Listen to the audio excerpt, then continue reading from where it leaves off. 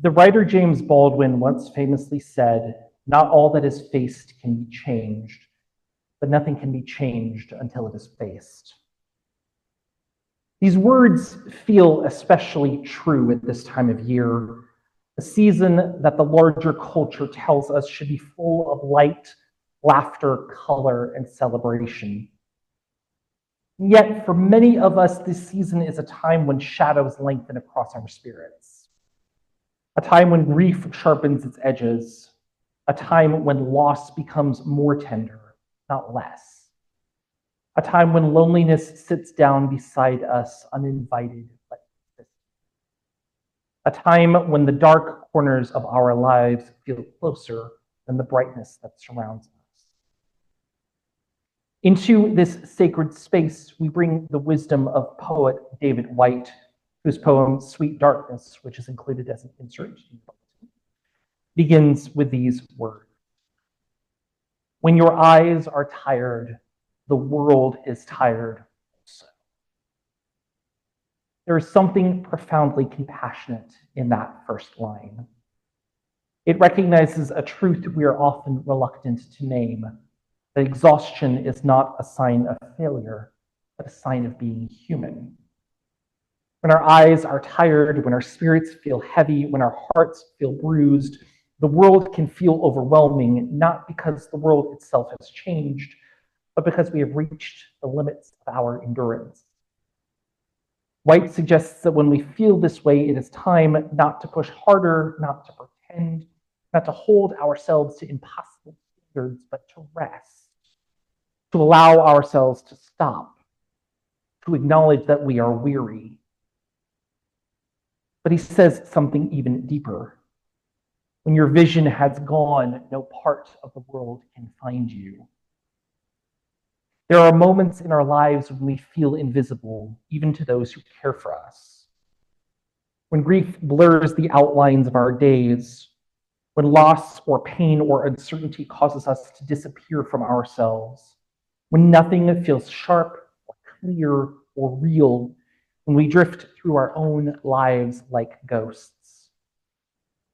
In these moments, Whyte doesn't tell us to force clarity or strain for vision. Instead, he says, time to go into the dark, where the night has eyes to recognize its own. What a stunning image, a night with eyes. A night that sees us, not with judgment, but with recognition. A night that says, you belong here. I know who you are. A night that holds us the way a mother holds her child.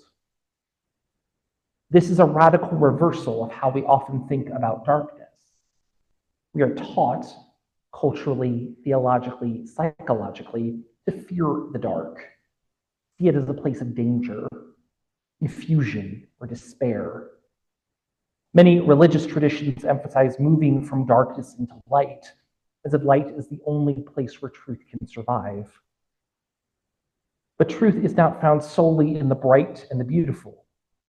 It can be found in the quiet, the hidden, and the shadowed.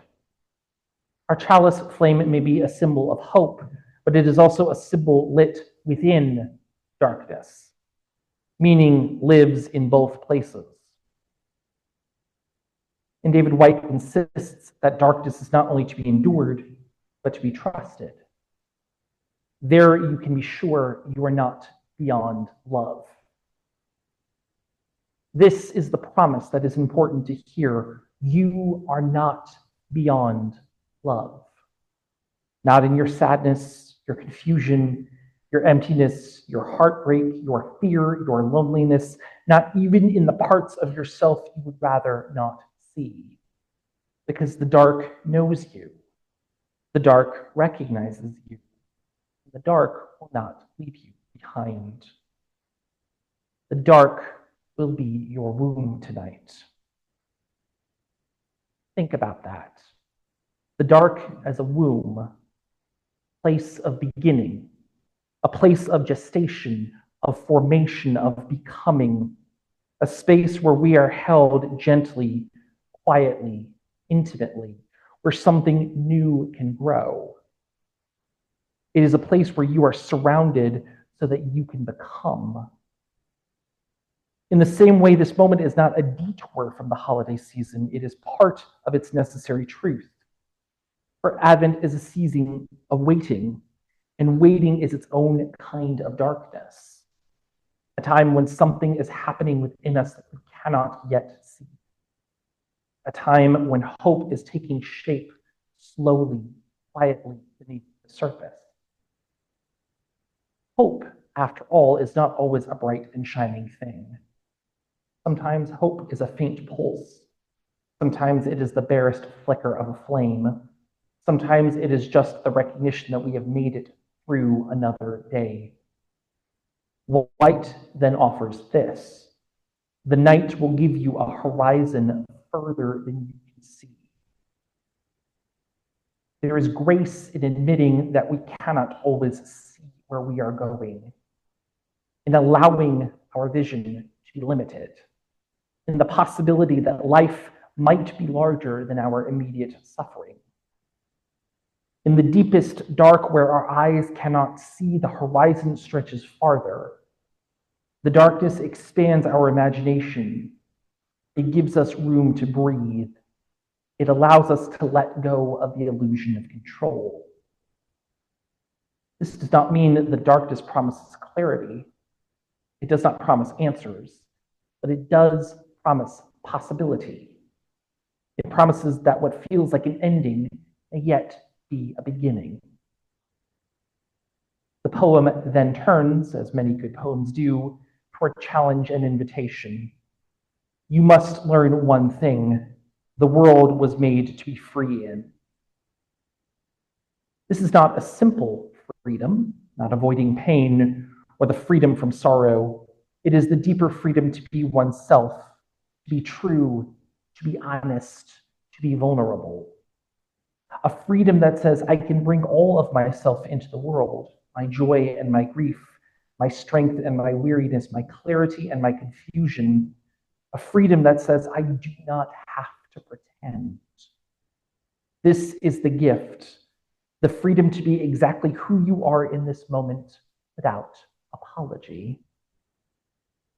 White continues, give up all the other worlds except the one to which you belong. This line invites us to release all the imaginary versions of who we think we should be, the perfect, the cheerful, the always strong, the always capable, the one who never breaks down or needs help or feels overwhelmed. Give up all the other worlds, other identities and masks, and return to the one world, the one life, the one self that is truly yours. In grief work, there is a concept called the assumptive world, which refers to the set of beliefs that shape how we assume life will unfold. When loss happens, when someone dies, when a relationship ends, when health fails, when dreams collapse, our assumptive world breaks apart. We lose not only the person or dream itself, but the version of ourselves that existed in relation to that possibility. We allow ourselves the space to grieve not only what we have lost, but the worlds we assumed we would inhabit that will now never be. White concludes with this. Sometimes it takes darkness and the sweet confinement of your aloneness to learn anything or anyone that does not bring you alive is too small for you. This is a hard teaching, but an honest one. Sometimes it takes heartbreak to show us what truly matters. Sometimes it takes loss to reveal what is essential. Sometimes it takes silence to teach us how we listen to our own soul. In this season, we can begin to notice what brings us alive and what does not. We can notice who makes us feel safe and who does not. We can notice which commitments nourish us and which drain us. We can notice which stories we have outgrown. This is not about discarding people or cutting others out of our lives. It is about listening to what our soul is trying to tell us. In the sweet confinement of your aloneness, you begin to hear the voice of your own life again, the voice that says, you belong, You are loved. You are capable of healing. You are worthy of joy. You are worthy of rest. And you are worthy of a world that gives you life. David White's poem tells us that even when we cannot see, even when we cannot find our way, the night has eyes. It sees us. It recognizes us.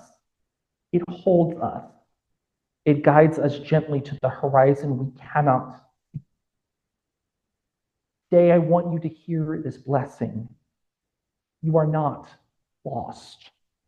You are not forgotten. You are never beyond love, not now, not ever. On the contrary, you are held in it.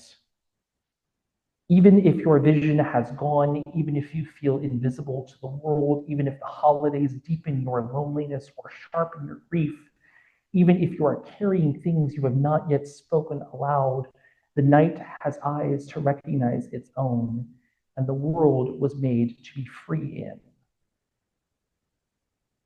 As we leave this time together today, and as you go through the rest of your week, I invite you to carry the wisdom of this poem with you as a companion. Let it whisper to you, the dark will be your womb tonight. Let it remind you, you are not beyond love. Let it lead you toward the horizon further than you can